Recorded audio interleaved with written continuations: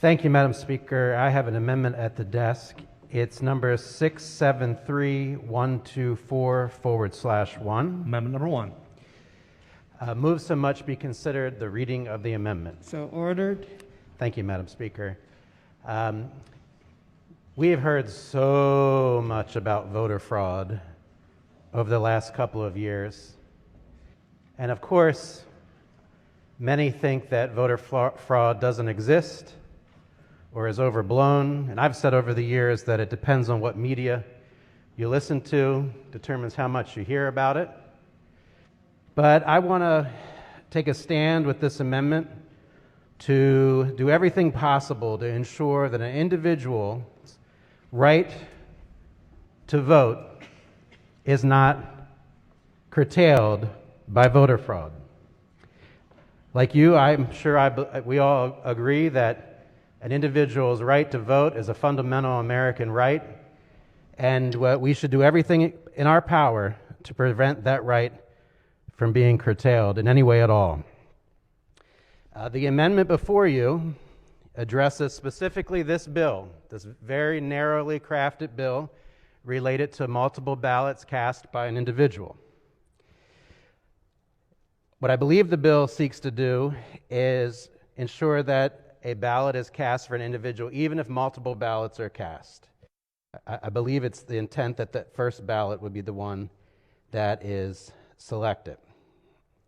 Nevertheless, what my amendment does is, put bluntly, if you show up to vote and you're told you can't, you've already voted by mail, the board is required to allow you to vote by provisional ballot.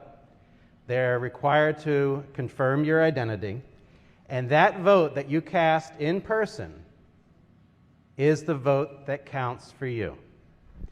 And let me tell you why this is important.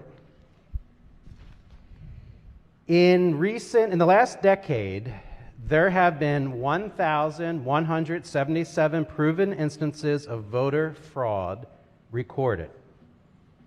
The vast majority of them resulted in criminal convictions, 1,019. There have been 165 cases of criminally convicted, absentee, mailed-in ballot voter fraud. This reflects nearly 30% of all voter fraud convictions since the year 2016. Let me give you a couple of examples, and let me tell you, people in both major parties are guilty of this. People in both major parties are guilty of voter fraud in this country, criminal convictions. Let me tell you a quick story about a candidate, Shannon Brown. He and his wife were really interested in ensuring that their historically tight elections would result in a victory. So during the 2018 Democratic primary in Longview City, Texas, in a county council election, Jackson's husband, Shannon Brown, organized a scheme to harvest absentee ballots with help from 2 paid campaign workers. They preyed on vulnerable people in poverty, and these people went around and basically bought people's ballots, said, "Sign it here and give it to us." They were charged with over 100 different felony charges, including providing false information on a voting application, election fraud, and tampering with a government record. In another area, someone named Dion Herrera conspired to falsify absentee ballots, and in fact, this candidate was charged, the campaign employee was charged and convicted. But prior to the conviction and all that, their candidate of choice won the Democratic primary by 2 votes. In southern Texas, there's a tradition down there called, can't even pronounce it, but it's where people go around and they round up mail-in ballots. There were FBI investigations, and it resulted in 11 federal indictments. And in this case, what they would do is they would go around to voters around the time that the mail-in ballots were arriving in mailboxes, and said, if you give us your ballot and you sign it, we'll give you weed. We'll give you money. And this resulted in many indictments and convictions. It's not just Democrats. Those were all Democratic primary situations. Republicans do it too. In Scottsdale, a Republican, was indicted by a grand jury and later convicted for illegal voting, sending in an absentee ballot from their spouse, who was very angry about it. Different political party. This was a general election.